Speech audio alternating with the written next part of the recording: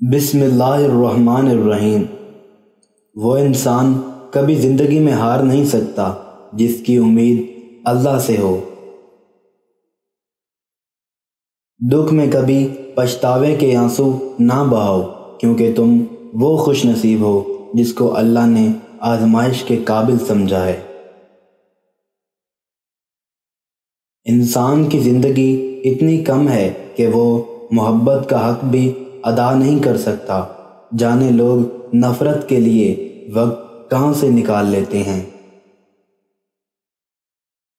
بندہ جس وقت گناہ کرتا ہے اللہ اس پر 4 احسان کرتا ہے: رزق کو بند نہیں کرتا، گناہ کو ظاہر نہیں کرتا، فی الحال عذاب نہیں کرتا، تندرستی کو موقوف نہیں کرتا۔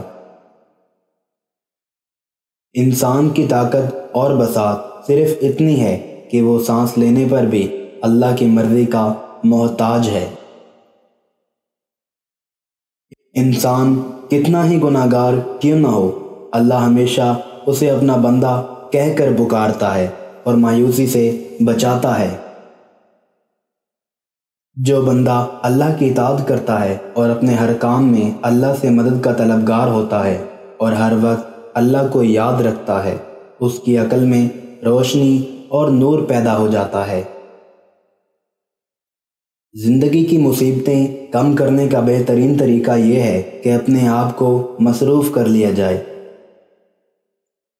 ہم پرندوں کی طرح ہوا میں اڑنا اور مچھلی کی طرح پانی میں تیرنا تو سیکھ گئے ہیں، بس اب یہ سیکھنا باقی ہے کہ زمین پر انسانوں کی طرح کیسے رہیں۔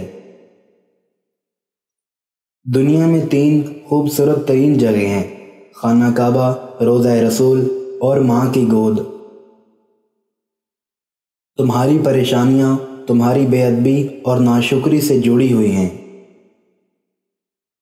لوگوں پر ایک ایسا زمانہ آئے گا کہ روپیہ کے بغیر کوئی چیز کام نہ دے گی۔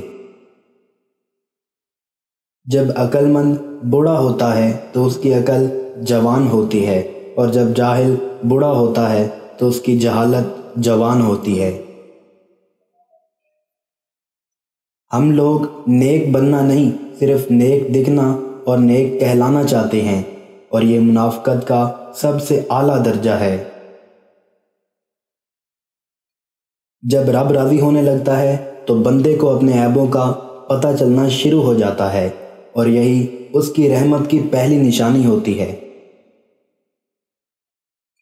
حضرت علی رضی اللہ عنہ نے فرمایا، اللہ جب کسی بندے کو نیک بنانا چاہتا ہے تو اسے 3 چیزوں کا عادی بنا دیتا ہے۔ اسے کم بولنے، کم کھانے اور کم سونے کا الہام دیتا ہے۔ یقین جانو کہ اللہ زیادتی کرنے والوں کو پسند نہیں کرتا۔ جن گھروں کے فیصلے عورتیں کریں، بربادی ان کا مقدر ہوتا ہے۔ عورت کھلونا نہیں ہے، وہ اللہ کی بنائی ہوئی ایک خوبصورت نعمت ہے جو موت کی گود میں جا کے ایک زندگی کو جنم دیتی ہے۔